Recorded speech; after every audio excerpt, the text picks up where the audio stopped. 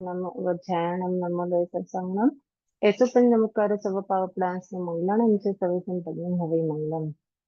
भगवान भगवान महावीर स्वामी के चरणों में शत शत नमन। युग पुरुष प्रज्ञानिधि आचार्य प्रवर 1000 श्री विजय राज्य मानसा के चरणों में भावरी वंदना। समस्त संयमशील चारित्रात्माओं के चरणों में भावरी वंदना। सिमंदर स्वामी की अनुज्ञा से पूज्य गुरुदेव की अनुज्ञा से क्लास स्टार्ट करते हैं। जी, सभी को जय जिनेन्द्र। जय जय जिनेन्द्र।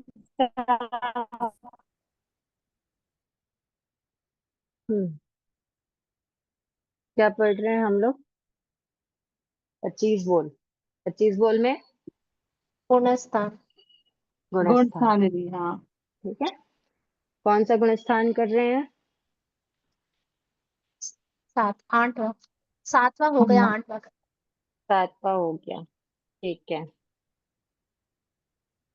होमवर्क दिया था, किया आप लोगों ने? मुझे एक दो लोगों का पर्सनल में मैसेज आया है, मतलब होमवर्क करके रिप्लाई भेजा है उन्होंने। बाकी लोगों ने होमवर्क नहीं किया, पिछली क्लासेस रिवाइज नहीं की, छुट्टी मना ली। दीदी इसका नहीं आंसर होगा ना? किसका? दीदी जो गुणस्थान वाले तीसरे में जाते हैं कि नहीं, पहले गुणस्थान वाले तीसरे में जाते हैं कि नहीं? तो नहीं जाते दीदी, क्योंकि वो मिश्र वो पहले से ही मिथ्यात्वी होते हैं। एक्चुअली ऐसा होता है कि जैसे जो पहली अनादि शांत जो होते हैं ना मिथ्यात्वी जीव, वो जी। पहले से चौथे में जाएंगे। ठीक है, अच्छा। लेकिन जब एक बार सम्यक प्राप्त कर चुका है तो फिर वो जा सकता है। दोनों चीजें होती है, अच्छा। इसीलिए आपको बोला था अनुप्रेक्षा करना। डायरेक्ट आंसर होता तो उसी टाइम बता देते, ओके। है ना। चलो ठीक है। ठीक है, अभी एक चीज अपन समझते हैं जो अपन इतने दिनों से शब्द सुन रहे हैं। क्षय, उपशम, और तीसरा क्या है? ऑप्शन। क्षयोपशम। ठीक है, 3 शब्द हम लोग लगभग सुनते आ रहे हैं, स्पेशली जब से गुणस्थान स्टार्ट हुआ है तब से। क्षय, उपशम और क्षय उपशम। क्या होता है क्षय होना, उपशम होना और क्षय उपशम होना? अगर यहाँ पे सबको जानकारी है तो मैं आगे बढ़ती हूँ, और नहीं है तो एक बार इसको समझ लेते हैं। नहीं नहीं, आप समझाइए दीदी। देखो, क्षय का मतलब होता है अलग होना। ठीक है, जब कर्म आत्मा से अलग होते हैं। अच्छा, आत्मा और कर्म ये दोनों एक ही चीज है कि अलग अलग चीजें हैं? अलग है। कैसे अलग है? कर्म जो कर्मों से मुक्त होती है वही आत्मा से मुक्त होती है ना। तो कर्म तो उसके ऊपर आता हुआ आवरण है जैसा। हाँ, हमने स्टार्ट मतलब कर्मण शरीर के टाइम भी इस चीज को पढ़ा था, और प्रैक्टिकली भी जब हम देखते हैं समझते हैं इन चीजों को, कि अगर वो अलग नहीं होता तो फिर आत्मा को मुक्त होने कर्म के लिए उसको अलग क्यों करना पड़ता? जो चीज दूसरी है उसी को तो दूर करेंगे ना, जो खुद की है इसको क्यों दूर करेगा कोई? समझ में आ रही बात? आपका आंसर बहुत अच्छा है। कर्म आत्मा से अलग चीज है ना। वो आत्मा में आकर क्या होते हैं? लगते हैं, आत्मा प्रदेशों से चिपकते हैं। ठीक है, जब मन वचन काया में हलचल होती है, कंपन होता है, और कषायों की क्या बोलना चाहिए, कषायों का भी साथ होता है ना। कषाय भी रहते हैं और योग, दोनों की प्रवृत्ति में क्या होता है? कर्म बंद होते हैं, ये हम पहले पढ़े थे। तो वो कर्म जो बंधे हुए हैं, वो जब आत्मा से अलग होते हैं तो उसको क्या बोलते हैं? क्षय होना बोलते हैं। समझ में आ रही है बात? ये क्या हो गया? क्षय होना हो गया। ठीक जी है, जी। और जब ये आत्मा से अलग नहीं हो रहे हैं, लेकिन इनको दबा दिया गया।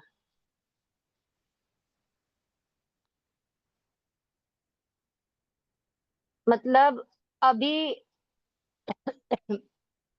इनको उदय में आने नहीं दिया जा रहा है, इनको दबा दिया गया है, तो वो क्या हो जाता है? उपशम। उपशम। जैसे अगर सपोज किसी को बदमाशों ने घेरा, ठीक है ना, किसी को बदमाशों ने घेरा, तो एक तो हो जाता है कि उनको पुलिस को बुला करके उनको पकड़ा देना, ठीक है, और दूसरा ये हो जाता है उनको डरा धमका के भगा देना। तो जो डरा धमका के जिनको भगाया है, उनके वापस आने का चांस होता है कि नहीं होता है? होता है। उनके वापस आने का चांस होता है, लेकिन जिनको पुलिस को बुलाकर पकड़ा दिया, जो जेल चले गए, जो अभी वो क्या है, वो अभी वापस आ सकते हैं क्या? नहीं आ सकते। नहीं आ सकते, है ना। वो ठीक है, ये एक बात अलग है कि जेल गए आने, ऐसा नहीं कि कभी नहीं आएंगे। ये थोड़ा सा एग्जांपल यहाँ पे उतना सटीक भी नहीं बैठ रहा है। इसका एक एग्जांपल चलो समझते हैं, पर फिर भी एक बात को समझना, ऐसे डरा के धमकाए तो वो तुरंत वापस आ भी सकते हैं, लेकिन एक बार जो जेल गया वो लंबे समय के लिए गया, पर मतलब समझो वो दूर हो गया, वो अब नहीं आएगा, या उसकी ऐसी कोई सजा हो गई कि वो अब वो नहीं आएगा, ठीक है। तो वो अलग होना और दब जाना, दोनों में ये फर्क है। जो दबे हुए रहते हैं वो संयोग मिलने पर क्या होते हैं? वापस उदय में उठते हैं। आ सकते हैं। हाँ, जैसे देखो, किसी आग को जब बुझा दिया जाता है, ये एग्जाम्पल सटीक आएगा, जब कोई आग, कहीं आग लगी हुई थी जिसको बुझा दिया गया, ठीक है, तो पूरी आग पूरी तरह से बुझ गई, तो वो क्या हो गया? क्षय होना हो गया, ठीक है। लेकिन अगर कुछ चिंगारियां जो नीचे दबी हुई रह गई हैं, समझ में आ रही बात? छोटी सी चिंगारी भी अगर दबी हुई रह गई है, नीचे दबी हुई है, राख के नीचे दबी हुई है, तो उसको हवा का या कोई ज्वलनशील पदार्थ का सहयोग मिलने पर वो वापस जल सकता है कि नहीं जल सकता है? चल सकता है। तो वो हो जाता है उपशम। क्लियर हुआ? ये वाला एग्जाम्पल एकदम सटीक है, यहाँ पे आपको डाउट नहीं होना चाहिए। जब पूरी तरह से आग शांत हो गई है तो वो क्या हो गया है? उपशम। क्षम। नहीं, क्षय। होना। क्षय है वो। क्षय। जब कोई चिंगारी ज्वलित दबी हुई रह गई है, तब वो है उपशम। जो उपशम में क्या है, अभी तो दबा हुआ है, लेकिन संयोग के मिलने बाद पर वो संयोग में। वापस उदय में आ सकता है। बात समझ में आई कि नहीं आई? दीदी आ आ गई। गई। आ गई, तब आगे बढ़ेंगे, क्योंकि आगे जो है इनका बड़ा रोल है। देखो, क्षय यानी होता है अलग होना। जो अलग हो गया वो हमेशा के लिए अलग हो गया, अब वो वापस नहीं आएगा, ठीक है। और दूसरी कंडीशन होती है उपशम। उपशम यानी नीचे दबा देना, मतलब अभी तो वो दबा हुआ है, लेकिन वो कभी भी उसको संयोग मिलेंगे उसके लायक अनुकूल, अगर उसकी क्या बोलना चाहिए, सहयोग मिल जाता है तो वो वापस आ सकता है उदय में। वो होता है उपशम। जैसे अभी आपको बताया कि आग जल रही है, ठीक है, आग जल रही है, तो उसको अगर राख डाल के पूरा बुझा दिया गया, वो आग अगर पूरी तरीके से बुझ गई है, तो वो क्या हो गया? उपशम। क्षय वो होना। क्षय हो गया। जब पूरे तरीके से बुझ गया है तो वो क्या हो गया? क्षय होना। वो क्षय हो गया, ठीक है। लेकिन जो पूरी तरीके से नहीं बुझी और नीचे कुछ चिंगारियां जलती हुई दबी रह गई हैं, नीचे दब गई है, जो कभी वापस हवा का झोंका मिला या कोई ऐसी जलने वाली चीज मिल गई जिसके संयोग से वो वापस क्या हो सकती है? जल सकती है। तो वो जो दब जाना, नीचे दब जाना, वो क्या है? उपशम। उपशम। उपशम है। कर्म जब हमारी आत्मा से अलग हो जाते हैं तो वो क्या हो जाता है? क्षय हो क्षय जाता है। हो क्षय जाते हो हैं। क्षय जाता है। होना। हमने अपना आयुष्य कर्म जितना भी बांधा, ठीक है, मैंने मेरा जितना भी आयुष्य बांधा हुआ है, अभी तक के मैं जितना जी हूँ, मेरे आयुष्य कर्म उतने क्या हो गए अभी तक के? क्षय हो गए। क्षय हो गए। अब वो वापस उदय में आएंगे क्या? नहीं। नहीं आएंगे। नहीं आएंगे, है ना। और जो बाकी कर्म है, जो मैंने क्षय नहीं किए, जो मेरी आत्मा से अलग नहीं हुए हैं, वो अभी क्या है? जो बाद में उदय आ सकते हैं, वो अभी कुछ कर्म उपशम होंगे, उनका उपशम किया हुआ होगा। जो जैसे ही उनको अनुकूल सहयोग मिलेगा तो वो क्या हो जाएंगे? उदय में आएंगे। समझ में आई बात? उपशम और क्षय। अभी मैं हर बार ये सोचता हूँ शायद समकित क्यों बोलते हैं? हाँ, वो आएगा आगे। शायद संकित, ये इसीलिए उपशम और क्षय बता रहे हैं। आगे जो अपने ये गुणस्थान आने वाले हैं ना, 8वें गुणस्थान से, वहां से ही आपको समझ में आएगा कि उपशम क्षयिक संकित क्या है और क्षयिक संकित का इतना महत्व क्यों है। सुनते हैं ना अपन, क्षयिक संकित प्राप्त होनी चाहिए, तो वो क्यों है? ये शब्द क्यों लगा शायद समकित? क्षय से है उपशम वो और रिलेटेड। क्षयोपशम एक ही है। क्या चीज? उपशम और क्षयोपशम एक ही है। नहीं नहीं नहीं नहीं, क्षयोपशम अभी इसीलिए तो और उपशम। ब्लैंक है ना अभी क्षयोपशम का कॉलम। अभी क्षय और उपशम आपने ठीक समझा है, है, ठीक है। क्षयिक संकित ठीक है, ठीक क्षय से रिलेटेड है सर, मतलब क्षयिक भाव जिस संकित में रहते हैं ना, वो क्षयिक संकित होती है। इसको अपन आगे पढ़ेंगे। अभी अपन एक बार क्षय उपशम, ठीक है। अब आता है क्षयोपशम। क्षयोपशम, जहाँ पे क्षय और उपशम दोनों है, देखो वर्ड में ही छुपा है, क्षय प्लस उपशम। उपशम, ठीक है। अ प्लस उ में जब संधि होती तो वो ओ बन जाता है ना। तो क्षय और उपशम इज इक्वल टू क्षय उपशम। जहाँ पे जो उदय में आए हुए कर्म हैं, उनका क्या हो रहा है? क्षय हो रहा है।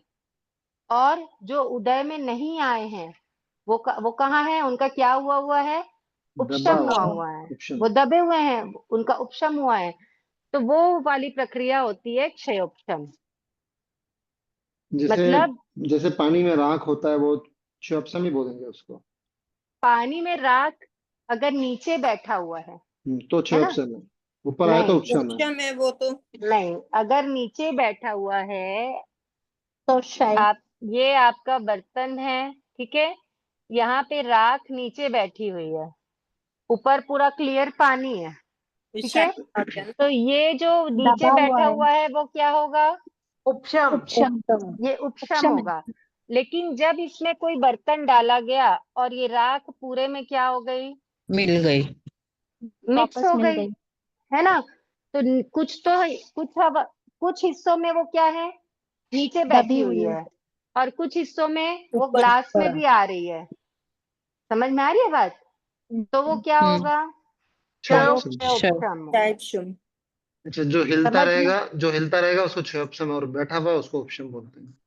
हिलता रहेगा नहीं, क्षयोपशम में ऐसा होता है कि जो अपनी कर्म प्रकृतियां होती है ना, तो मतलब क्या बोलना चाहिए, कर्मों का एक अंश वो होता है, वो अभी उदय में नहीं आएगा, और कर्मों का कुछ अंश जो है वो उदय में आ रहा है। मतलब उदय में भी आ रहा है और नीचे भी बैठा हुआ है। आपके पास अगर 1 करोड़ रुपए हैं, तो आप उसमें से कुछ रुपए खर्च भी कर रहे हो और कुछ रुपए आपने सेव भी करके रखे हुए हैं। समझ में आ रही है बात? हम्म। तो तो जो आपने फ्यूचर के लिए रखे हुए हैं, वो क्या हो गया? उपशम। उपशम। वो उपशम हो गया। वो उपशम हो गया। जो फ्यूचर के लिए रखे हुए हैं हमेशा के लिए, वो उपशम हो उपशम। गया। लेकिन जो आप अभी यूज करने के लिए निकाले, ठीक है, आपने निकाले यूज करने के लिए, उसमें से जितना आप यूज भी कर रहे हो और कुछ बचे हुए भी हैं आपके वॉलेट में, वो तो वो क्या क्षयोपशम। हो गया? वो क्षयोपशम। क्षयोपशम हो गया। हम्म। समझ में आई बात? हम्म। क्लियर हुआ ना? हाँ। वापस एक बार समझाओ दीदी। देखो, जिस अवस्था में कर्म प्रकृतियों का क्षय भी होता है और उपशम भी। देखो कर्म, अब आप लोगों को थोड़ा सा कंफ्यूजन हो रहा होगा, एक सेकेंड ना। आप लोग पिक्सेल्स जानते हो? पिक्सेल्स क्या होते हैं? क्या चीज? अच्छा वो छोड़ो, वो कंप्यूटर ऐसा जैसे ये हमारी आत्मा है, समझो ये हमारे बहुत क्या है, छोटे। आत्म प्रदेश है। हाँ, वो सब लोग नहीं समझ पाएंगे, मैं डायग्राम से समझाती हूँ।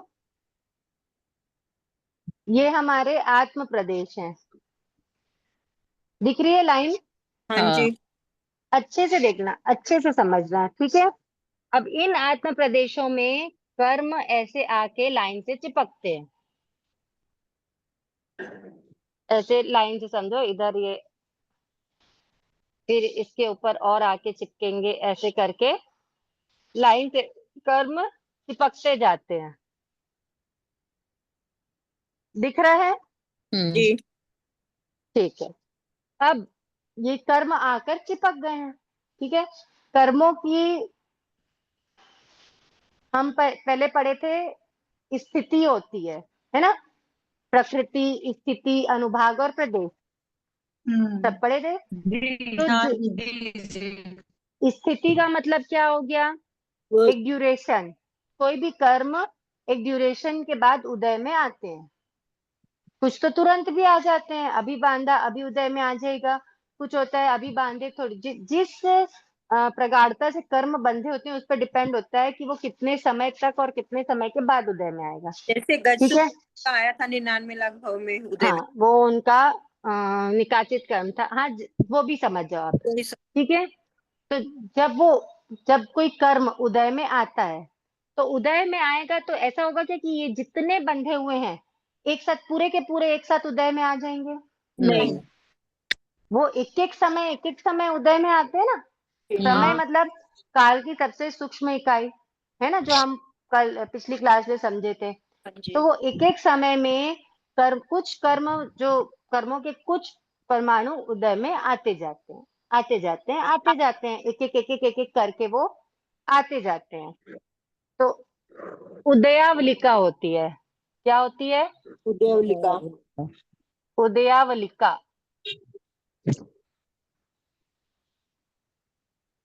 मतलब उदय प्लस आवलिका। जो आवलिका हम पढ़े थे ना, एक आवलिका में एक आवलिका में जितने कर्म परमाणु उदय में आने वाले होते हैं ना, वो उदयावलिका में रहते हैं, ठीक है। तो जितने परमाणु उदय में आ रहे हैं, है ना, वो आके आत्मा से क्या हो जाएंगे? चिपकते।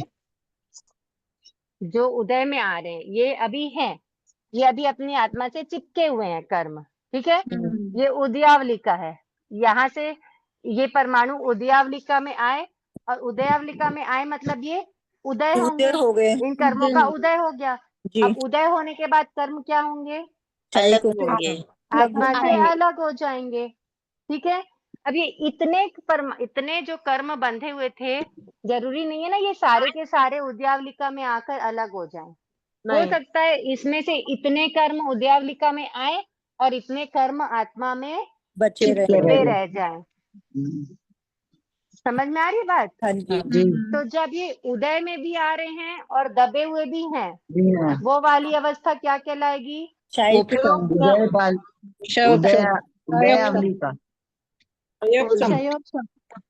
ये जब वो उदय में भी आ रहे हैं, उदय होकर के वो क्या और जा रहे हैं? क्षय क्षय होते जा रहे हैं, शायद और दबे हुए भी हैं आत्मा में। तो जब ये दोनों प्रक्रिया एक साथ हो रही है, तो वो क्या कहलाएगी? क्षयोपशम। क्षयोपशम। क्षयोपशम। समझ में आया? क्षयोपशम क्या होता है? हाँ। इसमें आपको क्षय भी पता चला, उपशम भी पता चला, और शायद क्षयोपशम भी पता चला। क्षयोपशम ने क्षयोपशम क्या बोलते हैं? क्षयोपशम। समझ में आ गई बात? क्षय, उपशम और क्षयोपशम बहुत अच्छे से समझे। आ गया ना? हाँ जी। अब देखो, सातवें गुण स्थान में जब आत्मा के विशुद्ध परिणाम होते हैं, है ना, आपको पिछली क्लास में बताया था कि छठे और सातवें गुण स्थान में झूले जैसे आत्मा मतलब जीव क्या होता है, झूलता है, कभी छठे में, कभी सातवें में, कभी छठे में, कभी सातवें में। सातवें में। ठीक है, तो इसका मतलब ये नहीं कि वो छठे और सातवें में ही रहेगा जीवन पर्यंत। जीवन पर्यंत छठे सातवें में ही रहेगा क्या? नहीं। नहीं रहेगा। या तो वो नीचे जाएगा या वो ऊपर ऊपर जाएगा। ठीक है ना, एक हजारों बार झूलेगा, हजारों बार छठे सातवें में झूलेगा जीव, उसके बाद या तो नीचे जाएगा या ऊपर जाएगा। तो जब सातवें गुण स्थान में जीव ज्यादा देर तक के रह जाता है, उसके परिणाम विशुद्ध होते हैं, वो नीचे आएगा। है ना? विशुद्ध होंगे तो नीचे आएगा। नहीं नहीं, ऊपर जाएगा। ऊपर जाएगा। विशुद्ध हो गई। जब परिणाम विशुद्ध होते हैं और तो सातवें गुण स्थान में ज्यादा समय तक के रहता है जीव, तो फिर वो कहाँ जाता है? ऊपर जाएगा। ऊपर जाएगा। और अगर छठे गुण स्थान में ज्यादा समय तक के रहेगा, परिणामों में विशुद्धता नहीं आएगी, तो वो तो छठे से पहले में भी आ जा सकता। सकता है। समझ में आ रही है बात? क्या बोल रहे हो? भी ज्यादा समय तक कितने आवाज नहीं समझ में आ रही है। कि सातवें गुण स्थान में ज्यादातर कितने समय तक रह सकता है? अंतर्मुह से ज्यादा तो रह ही नहीं सकता। आपको उस दिन बताया था, अंतर्मुह ही है छठे और सातवें गुण स्थान का काल। अंतर्मुह जगन्य से एक समय उत्कृष्ट हाँ अंतर्मुहूर्त। हाँ, ज्यादा पूछे ना, ज्यादा से ज्यादा कितने समय तक रह सकता है, तो अंतर्मुह तक के रह सकता है। ठीक है,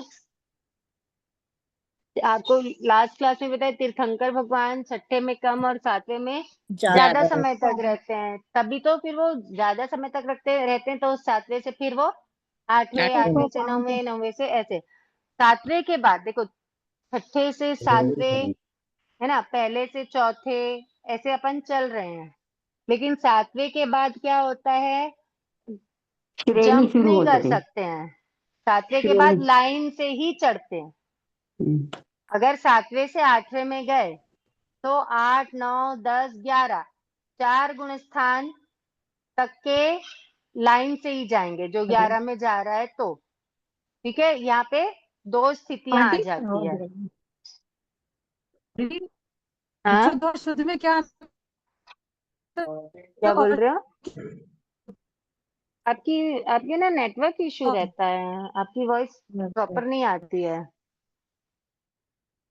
ये पूछ रही शुद्ध और विशुद्ध में क्या अंतर होता है? शुद्ध और विशुद्ध, वही विशुद्ध मतलब एकदम शुद्ध, जो गुड बेटर बेस्ट में अंतर होता है ना, वही अंतर है। ठीक है, देखो सातवें, पीछे पीछे म्यूट कर लीजिए, जो पीछे बात कर रहे हैं।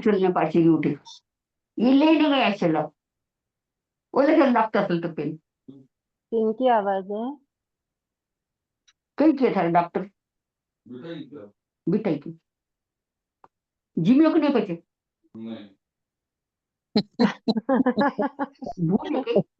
डॉक्टर, चलिए। कि विशुद्ध में तो गुड बेस्ट हो गया, हाँ, अशुद्ध में गुड शुद्ध मतलब अच्छा है, शुद्ध भी अच्छा है, विशुद्ध यानी बहुत ज्यादा शुद्ध, एकदम शुद्ध, ऐसा। ठीक है, देखो जी सातवां, पहले गुण स्थान से जब आगे बढ़ता है जीव, तो जैसे अभी थोड़ी देर पहले आपको बताया, अनादि कांत मिथ्यात्वी है तो चौथे में जाएगा। ठीक है ना, अब वो अगर और आगे बढ़ेगा, यहाँ तक तो प्रथम मोक्षम हुआ उसका। ठीक है, अब जब जी चौथा गुण स्थान हो गया। हाँ जी, आज एक कॉल बार बार आ रहा है मुझे। एक बार आप ठीक अटेंड है, कीजिएगा दी। नहीं नहीं, बाद में करूंगी। ठीक है, चौथे गुण स्थान में उपशम समकित भी होती है। समझ में आ रही बात? क्योंकि जब पहली बार समकित प्राप्त की जीव ने, तो चौथे गुण स्थान में कौन सी समकित मिली उसको? उपशम उपशम संकेत मिले। ठीक है, फिर जो क्षयोपशम संकेत, जहाँ पे उपशम और क्षय दोनों के भाव हैं, वो चौथी, पांचवी, छठी, सातवीं 4 गुण स्थान तक के कौन रहती है। है मम्मी जी? उपशम 4 से 7। जी, एक बार आवाज डिस्टरबेंस आ रही है बीच में। कौन है पीछे जो भी बात कर रहे हैं ना, वो एक बार अपना फोन म्यूट कर लिया करो। जी, आपने चौथे गुण स्थान में उपशम संकित बोला है ना, आती है। हाँ, चौथे गुण स्थान में प्रथम उपशम संकित रहती है ना, तो वो उपशम संकित। ठीक है, और क्षयपशम संकित चौथे से 7वें गुण स्थान तक। ठीक है, अब उसके बाद आगे 8वें गुण स्थान से 2 कंडीशंस आती है। या तो जीव उपशम करेगा कर्मों का, और या क्या करेगा, क्षय करेगा। किसके यहाँ पीछे बैकग्राउंड की बहुत वॉइस आ रही है, प्लीज अपना अपना फोन सब म्यूट कर लीजिए।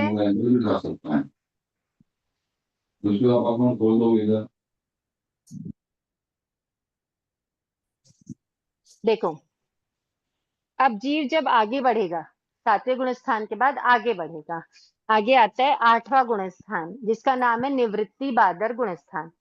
ठीक है, अब निवृत्ति बादर गुण स्थान वो अवस्था होती है, यहाँ पे जीव अपूर्वकरण करता है, मतलब जो पहले उसने नहीं किया है, वो कर्मों की स्थिति कम करेगा, रस कम करेगा, गुण श्रेणी होता है, संक्रमण होता है, ऐसे करके 5 अवस्थाएं होती है जो पहले नहीं की हुई होती है।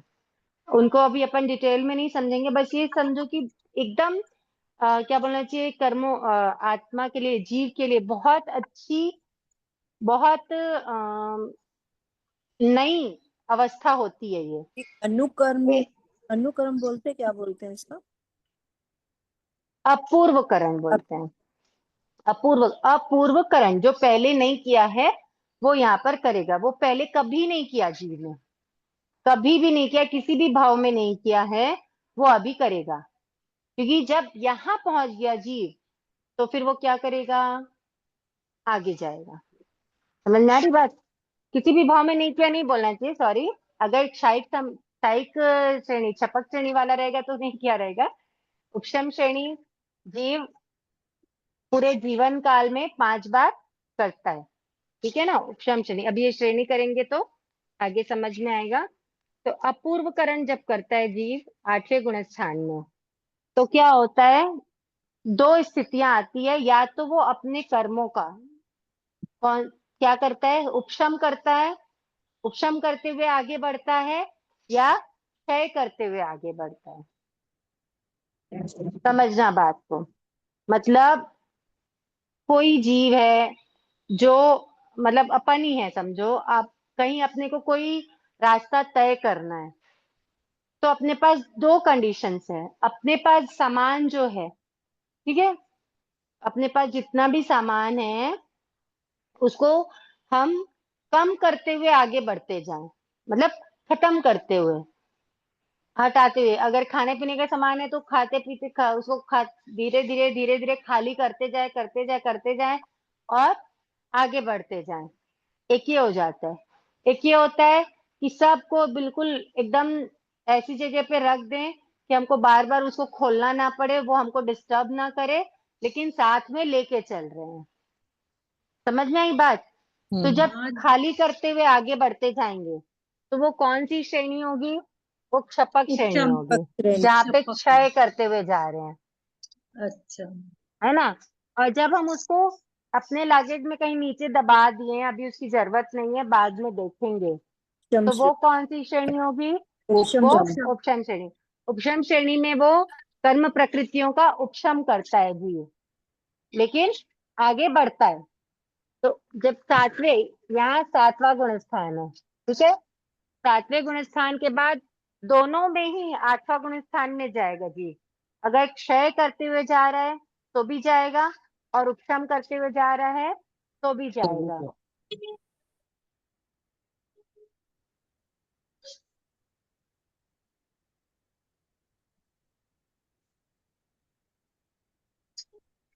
ठीक है, तो सातवें के बाद उपशम श्रेणी हो या छपक श्रेणी हो, कहाँ आएगा जीव?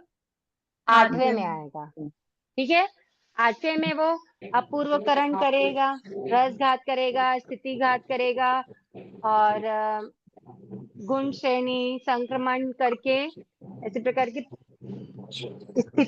स्थिति बाधा, ऐसे 5 चीजें करता है। उसके बाद स्थिति बंध कार्धा, उसके बाद वो जाता है 9वें में। ठीक है, छपक श्रेणी में भी क्षय करते हुए कहाँ जाएगा वो? 9वें में 9वें में जाएगा।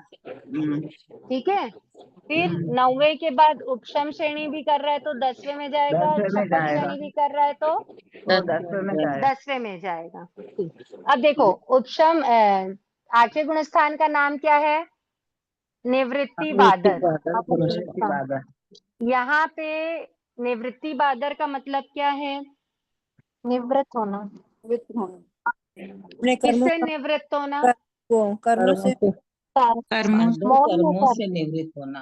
कर्मों से निवृत्त। कौन नहीं है कर्म से? बादर कर्मों से निवृत्त, बड़े बड़े कर्मों से निवृत्त। बड़े बड़े कर्मों से निवृत्त नहीं, देखो यहाँ पे पूरी तरीके से निवृत्त नहीं है। क्यों नहीं है? क्योंकि जब उपशम कर रहा है तो निवृत्त नहीं हो रहा है। मतलब समझ में आ रही है करेगा, बात? रहेंगे हम्म, कुछ क्षय करेगा, रहेंगे। यहाँ पे निवृत्ति का मतलब है भिन्नता, यानी डिफरेंस। क्या समझ में आ रहा है? निवृत्ति का मतलब क्या है?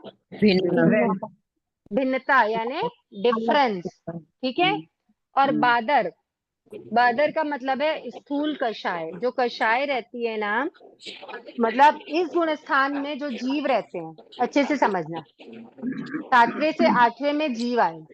ठीक है, तो इस गुण स्थान में जब जीव आएंगे तो एक ही समय में जितने जीव हैं उन जीवों के कषायों में भिन्नता रहेगी, उनके अध्यवसायों में भिन्नता रहेगी।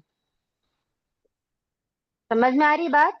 और जब अनिवृत्ति बादर जब 9वें में जाएंगे ना तो वो भिन्नता नहीं रहेगी, क्योंकि वहां पे बहुत सारी मौनी कर्म की बहुत सारी प्रकृतियों का जीव क्या कर देता है, या तो उपशम कर देता है या क्षय कर देता है। तो कषाय की बहुत सारी प्रवृत्तियां क्या हो जाती वहां पे, या तो दब जाती है और या हट जाती है। तो उससे उनके अध्यवसायों में भिन्नता नहीं रहती है। लेकिन जब तक कषाय रहेंगे तब तक की क्या रहेगी? भिन्नता रहेगी। समझ में आ रही बात? तो इसलिए इसका नाम क्या है? निवृत्ति बादर। समझ में आया? इसके बाद आ जाता है अनिवृत्ति बादर। अनिवृत्ति बादर में जीव, देखो अभी अब आप लोगों का रिवीजन हुआ कि नहीं हुआ ये अब समझ में आएगा। अब बताओ मेरे को, पहले गुण स्थान में मोनी कर्म की कितनी प्रकृतियां रहती है जीव की? 16। मोनी कर्म की कितनी प्रकृतियां हैं? 16, 28 होती है लेकिन 16 रहती है। दर्शन मोहनी 28 रहती है लेकिन 16 रहती है। क्यों? नहीं 28 28 ही रहती है। दर्शन मोहनी की 3। 28 की 28 रहती है पहले गुण स्थान में। हाँ अभी अपन क्षय उपशम अलग अलग नहीं बात कर रहे हैं ना, सत्ता ये नहीं कर रहे हैं। मिथ्यात्व पहले में गुण स्थान, सारे ही है ना मिथ्यात्व में। हाँ, क्योंकि सबसे पहले अगर कोई प्रकृति हटती है तो कौन सी हटती है? मोनी कर्म की अनंतानुबंधी, है ना? तो देखो पहले गुण स्थान में सारी थी, ठीक है। दूसरा गुण स्थान अभी छोड़ो, क्योंकि दूसरा तो पहले से अगर वो ऊपर चढ़ेगा तो सबसे पहले वो कहाँ जाएगा? चौथे में चौथे में जाएगा, है ना? जब पहली बार समकित को स्पर्श करेगा तो चौथे गुण स्थान में कौन सी? चौथे में जाएगा। हाँ, तो चौथे गुण स्थान में कौन सी प्रकृति हटी? अनंतानुबंधी की 4 कषाय हटी। ठीक है। फिर 5वें में गया तो क्या हटा?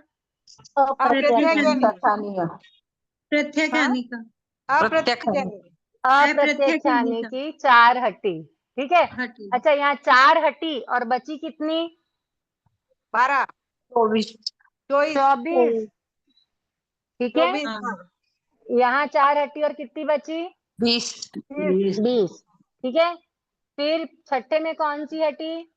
प्रत्येक अनावरण प्रत्यक्षानावरण हटी, वरण। तो कितनी बची?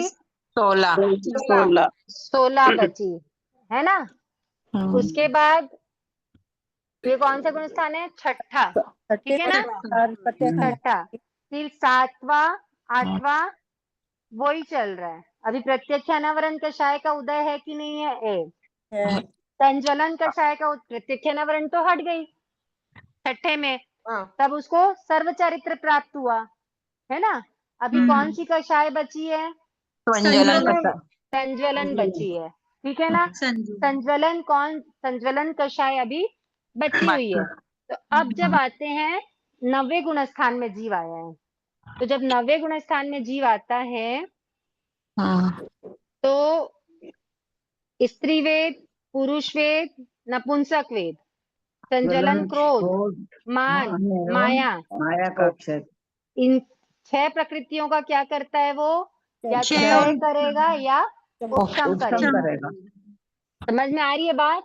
सातवें गुण स्थान में, क्या? अपने 7वें गुण स्थान में बताया ये। नहीं, 90 की बात कर रहे हैं अभी। 90 की बात 7 और 8 में तो वैसे ही है ना। 90वें गुण स्थान में तीनों वेद और संज्वलन कषाय की 3 क्रोध, माया। क्रोध, मान, माया। क्रोध मान माया। प्रजनन, लोभ रहेगा 10वें गुण स्थान में। वो हाँ, शुक्र लोभ रहता लोभ बचा रहेगा, लोभ बचा रहेगा। तो समझ में आई? क्रोध मान माया लोभ 4 होता है ना, जैसे क्रोध मान माया ये 3 और 3 वेद। त्रिवेद पुरुष वेद, नपुंसक वेद। नपुंसक वेद। हाँ, तो जो ये 90वें गुण स्थान में क्या करता है जीव? या तो इसका क्षय करता है या फिर उपशम करता है। समझ में आ रही बात? तो इसलिए इस गुण स्थान से ही जीव क्या कहलाता है? अवेदी। इस गुण स्थान के लास्ट समय में जीव क्या हो जाता है? अवेदी हो जाता क्या है हो ना। जाता है? क्या? हाँ, अवेदी, क्या? वेद नहीं रहता फिर उसमें। अवेदी का मतलब अवस्था प्रारंभ हो जाती है। अवेदी नहीं समझ में आ रहा है ना, मतलब ना उसमें स्त्री वेद रहता है, ना पुरुष वेद रहता है, ना नपुंसक वेद रहता है। ठीक है, ठीक है। समझ में आई बात? हाँ, आ गई। हाँ, काल जगन्य एक समय और अंतर्मूर्त है। 10वें गुण स्थान में 10 प्रकृतियां ही रह जाएगी। हाँ, तो उसके बाद क्या होता है? दीदी एक बार ये बता दीजिए ना, अनंतानुबंधी में ये कौन से गुण स्थान में मतलब की सारी हटती है प्रकृतियां? दोबारा अनंतानुबंधी हटेगा, है ना। चौथे स्थान में तो 4 हो गई। अनंतानुबंधी देखो क्या होता है, कुछ प्रकृतियों का क्षय होता है, कुछ का उपशम होता है, ऐसे अलग अलग अवस्थाएं रहती है। अंतर्मूर्त है। समझ में आ रही है बात? जैसे मेरी आवाज जब आ रही है? 7 प्रकृति, कौन कौन सी 7 प्रकृति? अनंतानुबंधी की 4, मिश्र मोनी, सम्यक मोनी, मिथ्या मोनी और मिश्र मोनी, ये तीनों प्रकृति, ये 7 प्रकृति का जब उपशम होता है तो प्रथम उपशम यानी उस समय जीव को सम्यक्त्व की प्राप्ति होती है। समझ में आ रही बात? जब सबसे पहले प्रथम उपशम में क्या होता है? अनंतानुबंधी, जो दर्शन सप्तक बोलते हैं ना, उस दिन आपको बताए थे, तो दर्शन सप्तक का उपशम होता है। समझ में आ रही बात? ये कौन से गुण स्थान में होता है? चौथे गुण स्थान में। चौथे गुण स्थान में, ठीक है।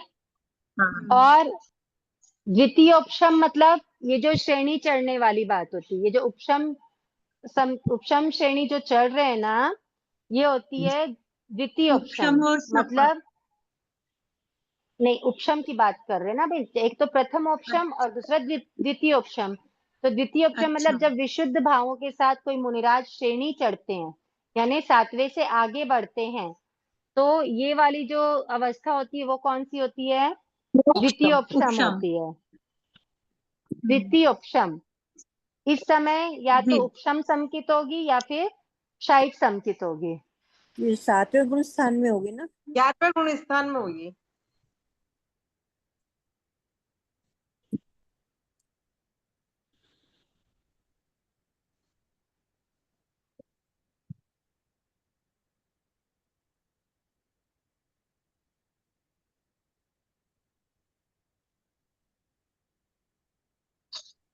देखो 4 से 7 तक तो 6 उपशम होता है, आपको अभी बताए थे, है ना। 4 से 7 तक क्या रहता है? 6 उपशम। 6 उपशम होता है, ठीक है। 8वें से या तो उपशम रहेगा या क्षायिक रहेगा। उपशम भाव, औपशमिक भाव रहेगा या क्षायिक भाव रहेगा। तो अगर उपशम श्रेणी चढ़ेगा जीव तो वो उपशम संकेत वाला रहेगा, और अगर क्षपक श्रेणी चढ़ेगा यानी क्षय करते हुए चढ़ेगा तो वो क्षयिक सम। क्षयिक संकेत वाला क्षयिक रहेगा। संकेत। हाँ समझ में आ रही है बात? जी। वापस एक बार समझाओ ना कि जैसे देखो, हाँ मैं बता रही हूँ, ये एक्चुअली थोड़ा सा टफ है, कोई बात नहीं है, इसको बार बार समझो, लेकिन एक बार अच्छे से समझ लो। दिए जैसे चौथे गुण स्थान में अनंत अनुबंधी 4 हट जाएंगी। जब 5वें तक के अनंतानुबंधी नहीं हटेगी ना, या यानी उसका या तो उपशम होगा या क्षय होगा। हट जाएंगी ऐसा अपन नहीं बोलेंगे। 2 अवस्था चल रही ना, या तो उपशम की अवस्था चल रही है, क्षय की अवस्था चल रही है ना। क्योंकि अनंतानुबंधी हट जाएगी अगर हमेशा के लिए, तो वो कब हटेगी? जब क्षायिक रहेगा तब। ठीक है समझ में आ रही बात?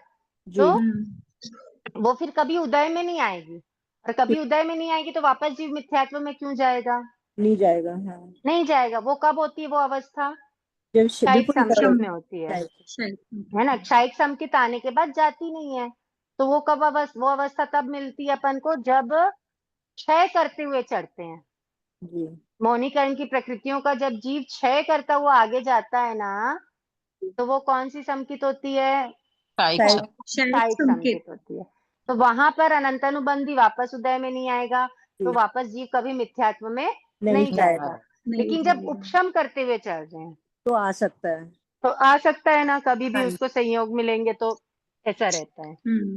जैसे ठीक एक है। दोबारा से जैसे चौथे गुण स्थान में अनंत अनुबंधी 4 कषाय का या तो उपशम करेगा या क्षय करेगा। फिर हाँ 5 अभी आगे का समझोगे ना तो आप लोगों को समझ में आएगा। रुको, अब ये जो चीज आपको ये मेरे को थोड़ा ऐसे मैं आपको बता रही हूँ कि आप बाद में खुद ही निकाल लोगे कि कहाँ पे किसका क्षय करेगा किसका उपशम करेगा, है दो ना। बता दो एक बार, मतलब थोड़ा सा 2 में थोड़ा अटकी हुई हूँ मैं। बता छठ रही हूँ ना मैं आपको आगे। देखो, जब अभी अपन कितने ही बार पढ़ चुके हैं कि अनंतानुबंधी किसका घात करता है? संकित का घात करता है, ठीक है। तो जब अनंतानुबंधी का उपशम या क्षय होगा तो क्या प्राप्त होगा? संकित प्राप्त होगी। संकित प्राप्त होगी, ठीक है। तो अगर अनंतानुबंधी मतलब इनका अगर क्षय हो जाता है 7 प्रकृतियों का, तो क्षयिक संकित प्राप्त हो जाएगी। और 7 प्रकृतियों का उपशम होता है तो कौन सी संकित प्राप्त होगी? या उपशम। उपशम संकित प्राप्त होगी। उपशम। देखो, दर्शन सप्तक कौन सी है? अनंतानुबंधी क्रोध मान माया। क्रोध मान प्लस माया। अनंतानुबंधी 4 प्लस सम्यक मोनी, मोनी, मिश्र मोनी, मिथ्यात्व मिथ्या मोनी। मोनी और मिश्र मिश्र मोनी। मोनी, ठीक है ना। ये 4 + 3 = 7। इसको बोलते हैं दर्शन सप्तक, ठीक है। दर्शन सप्तक। अब देखो, अब फिर दर्शन से 3 अवस्था। मतलब ये सम्यक्ता मोहिनी और मिथ्यात्व मोहिनी और सम्यक मिथ्या मोहिनी और 4 हाँ, साथ ये हो जाते हैं। अच्छा हाँ ठीक है ठीक है। समझ। अब इसमें 3 अवस्था आती है। क्या आती है? एक तो आता है जब इनका उपशम होता है,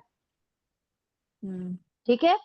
जब इनका उपशम होता है और सम्यक्त्व की प्राप्ति होती है, तब कौन सी अवस्था रहती है? तब होता है औपशमिक, मतलब उपशम संकेत। समझ में आ रही बात?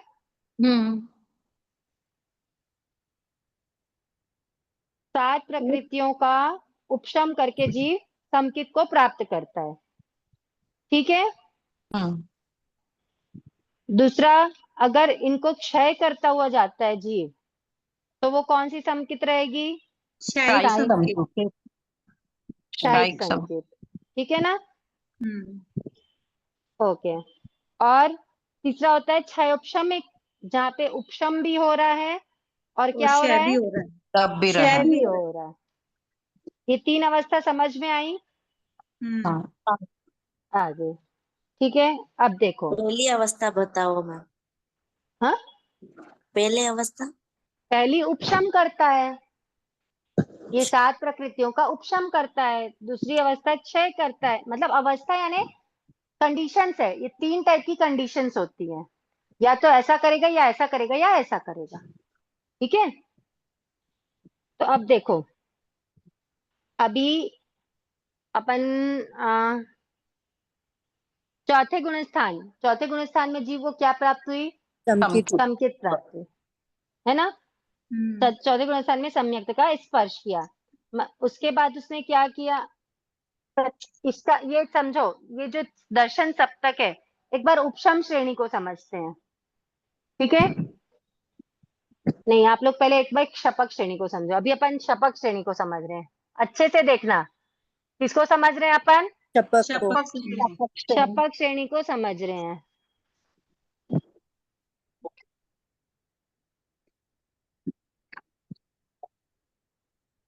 ठीक, शपक श्रेणी को समझ रहे हैं। तो चौथे गुणस्थान में क्या किया? ये अनंत। दर्शन सप्तक का क्षय किया। क्षय किया। समझ में आया? अनंतानुबंधी चतुष्क और दर्शन त्रिक यानी सम्यक मुनि, मिथ्यात्व मुनि और मिश्र मुनि, इसका क्षय किया। तो उसको क्या मिला? चौथा गुणस्थान मिला। समझो बात को। जब इनका क्षय किया तो चौथे कौन से गुणस्थान में आया? वो चौथे में आया। चौथे में अनंतानुबंधी और दर्शन सप्तक का क्षय किया तो चौथे में आया। ठीक है। उसके बाद चौथे में आने के बाद उसने, बताओ कौन सा आएगा? कौन सी कक्षाएं आएगी यहाँ पे? अप्रत्यक्षानी, क्रोधान्वयन। अप्रत्यक्षानी। ठीक है ना?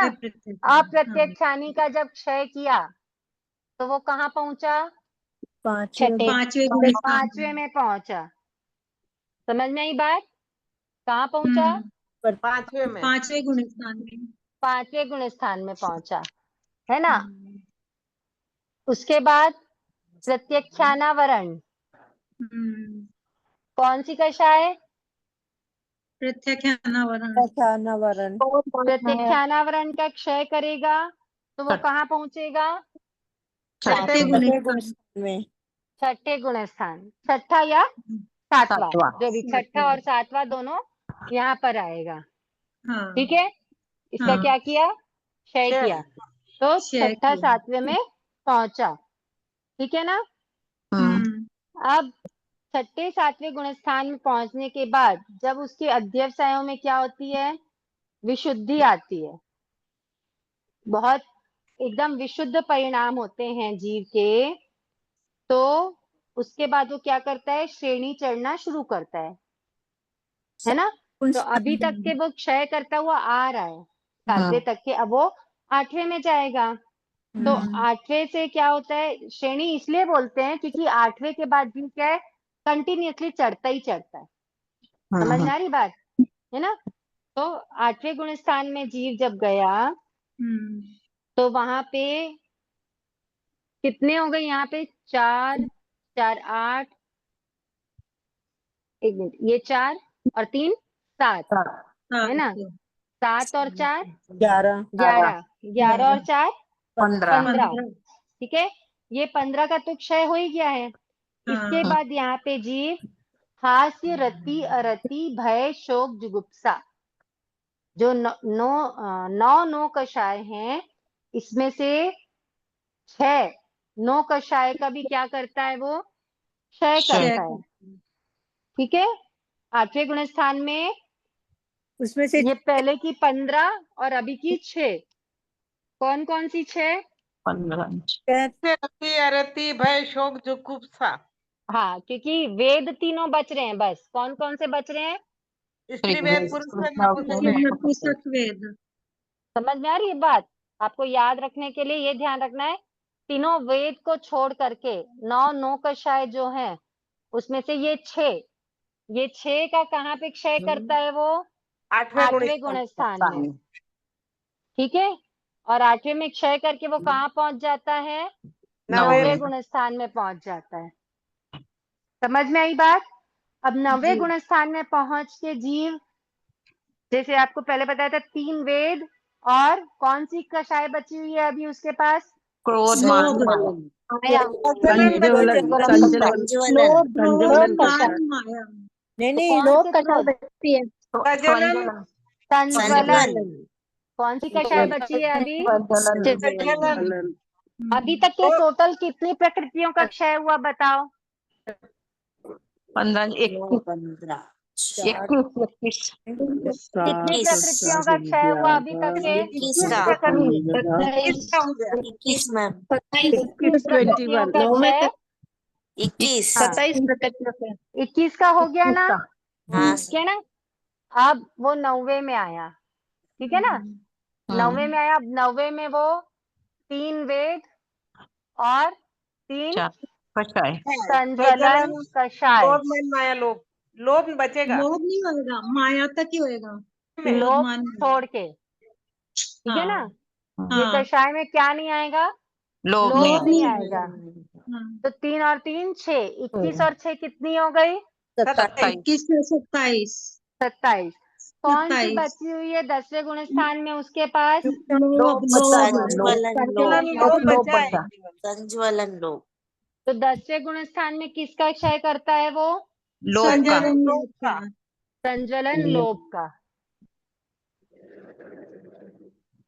ठीक है ना? संज्वलन लोभ का क्षय करके वो कहाँ जाता है?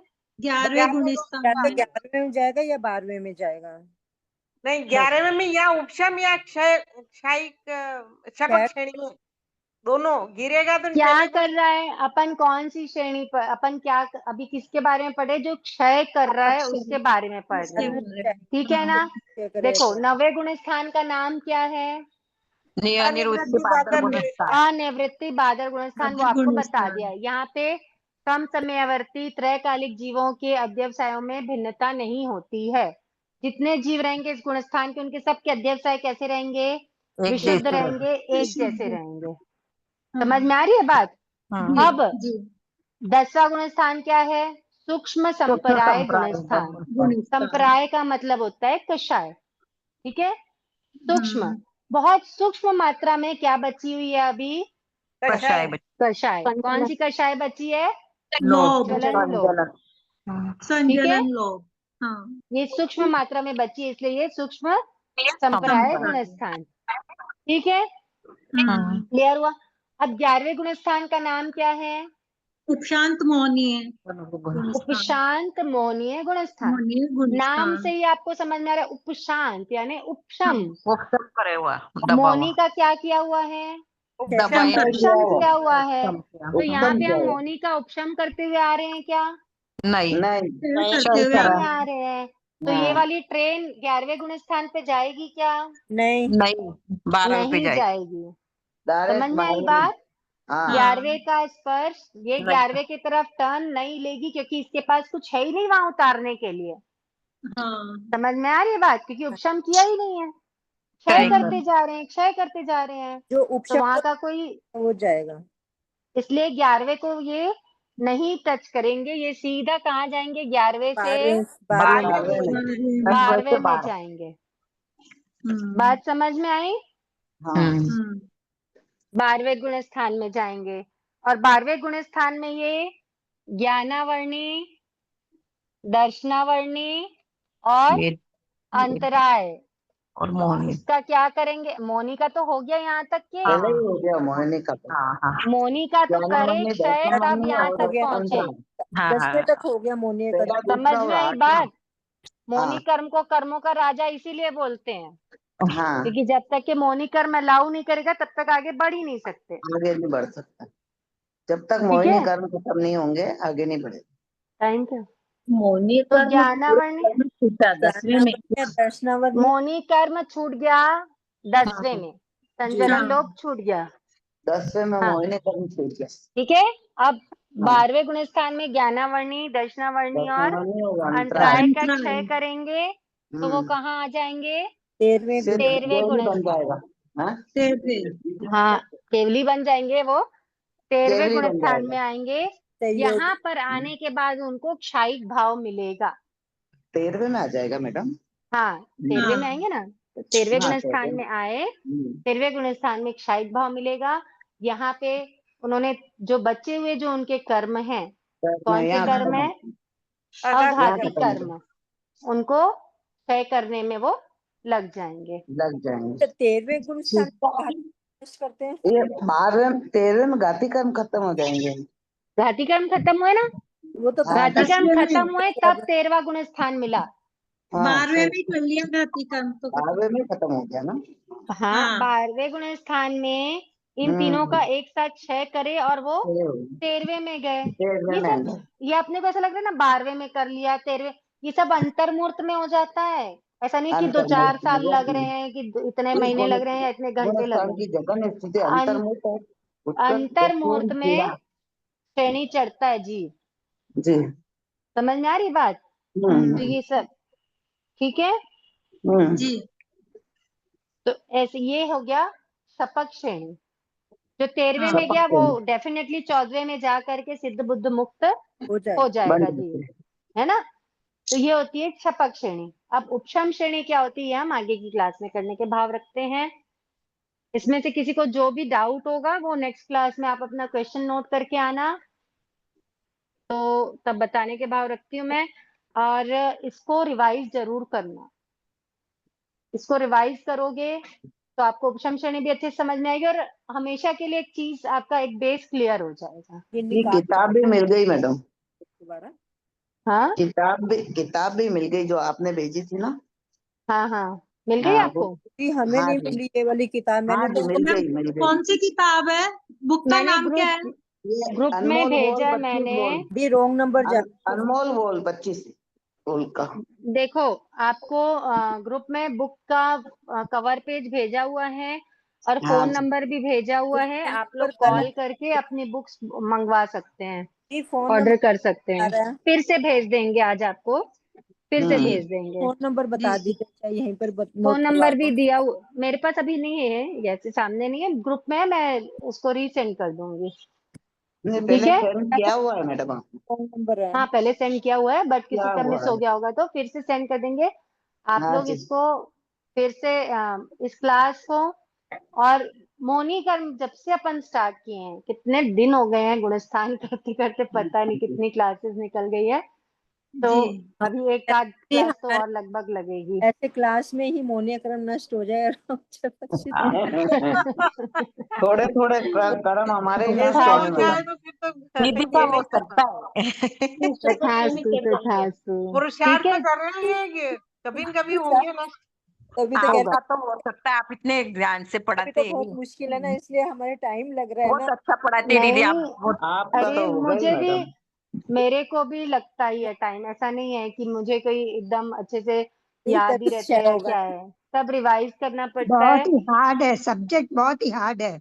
बहुत है, और लेकिन बहुत समझने वाला है। जी, एक इसको बार नहीं समझे तो समझाइए। कुछ नहीं समझे। अब जैसे मैम इंटरेस्टिंग विषय सही है वाला मौनी शपथ कर्म। से तो कुछ लेकर नहीं समझे। ऐसे मतलब थोड़ा समझ लेंगे तो आ जाएगा फिर आप निकाल लोग हेलो। इसका रिवाइज, इसका रिवीजन करना, हम्म कोई दिक्कत नहीं, 2-4 क्लासेस और लग जाएंगी, कोई बाधा नहीं अपन को, लेकिन समझ में अच्छे से आना चाहिए। अच्छा मैम सही होना ठीक है, शपथ से लेकर जाएंगे। चलिए, जय सही जिनेन्द्र। करना शपथ से जय लेकर जय करना धन्यवाद, धन्यवाद बहुत दीदी। बहुत आप धन्यवाद। सबका जय बहुत बहुत जिनेन्द्र। आभार। मिच्छामि जय दुक्कडम जिनेन्द्र समर्पयामि। जय बहुत बहुत जिनेन्द्र सर। धन्यवाद दीदी। भेजना जय बहुत बहुत जिनेन्द्र। धन्यवाद। बस राजा अपने जैसे जिनेन्द्र।